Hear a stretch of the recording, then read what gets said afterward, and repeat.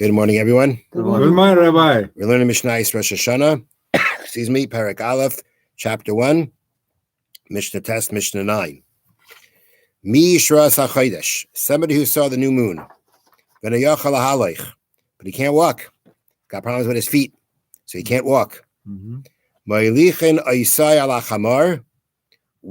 him on a donkey. And if he can't even go on a donkey, we'll carry him in a bed, in a stretcher. So what we're talking about is like this. The amount of time that a person has to see the new moon and get to the base in Yerushalayim, right, is limited, right? He's going to see it the night before, right? And at some point the next day, he needs to get there, because otherwise there's no point. If we want to set up the Rosh Chodesh in its proper time, the proper time is what would have been day 30th, would have been day 30. So he sees it the night of the 30th. He needs to get there by day 30.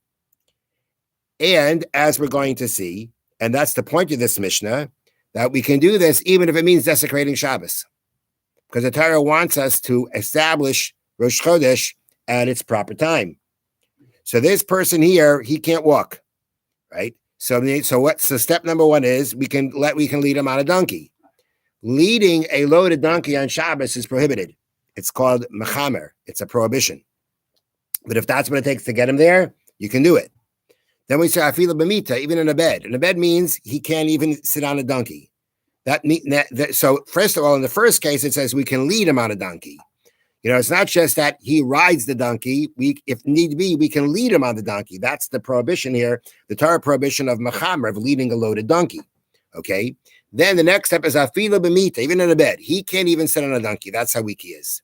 So we got to carry him in a bed. We got to carry him in a stretcher. If you're carrying him, which means you can be carrying him through a public domain, that's a prohibition on Shabbos, right? That's a clear prohibition. That's a prohibition on Shabbos. That's more than just, leading a donkey as a prohibition. It doesn't carry any kind of potential. No, it's not Rabbanan. It's a Torah. It's a lav. It's a Torah prohibition to lead. Riding on a donkey is one thing, but to lead a loaded donkey is machamer. That is a lav, but it doesn't carry. Let's say it doesn't carry any kind of punishment potentially by death. Once you get into, let's say, carrying the bed, which is haitzah, transferring, that potentially carries the punishment of death, depending on how it was done. Still, we say, if that's what it takes to get this person to the Beis Din to testify, you can carry him in the bed, even though it be the Torah prohibition of haitzah, of transferring. Then, the imtzai delahem. Now, if there are people that you're afraid of who are waiting in ambush, there were people who tried to stop the witnesses from getting to Yerushalayim in time to testify. The Tzedukim, the Sadducees, the Kusim, the Kuthians, they used to try to interrupt this whole process. So that means you could have witnesses that were coming on the way and they'd get attacked to stop them from going.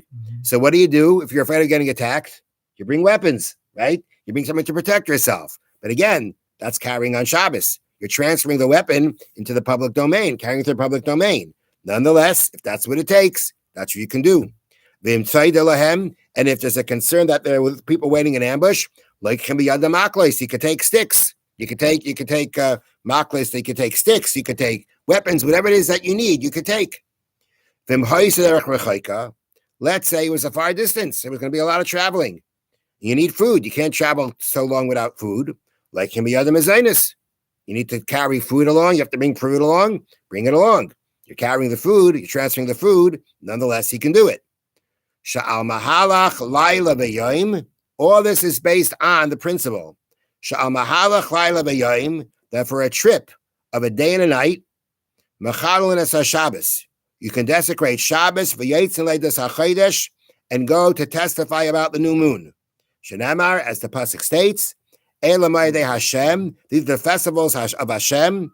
Asher tikru ayisem b'may adam. You will declare them in their fixed time. The Torah tells us to declare them in their fixed time. How do you declare the holiday in its fixed time? By establishing Rosh Chodesh in its proper time.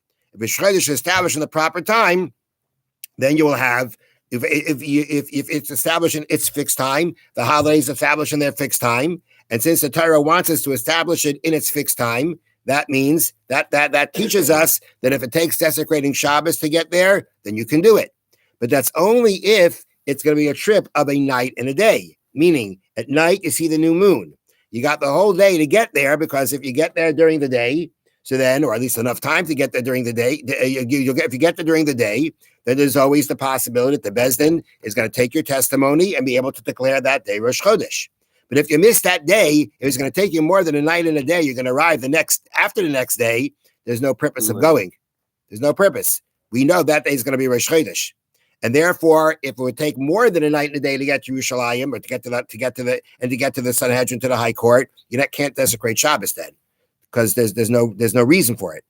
But if the trip is a night and a day, which means you can get to Yerushalayim by the next day, then we say can desecrate Shabbos, because this is what the Torah tells us to do.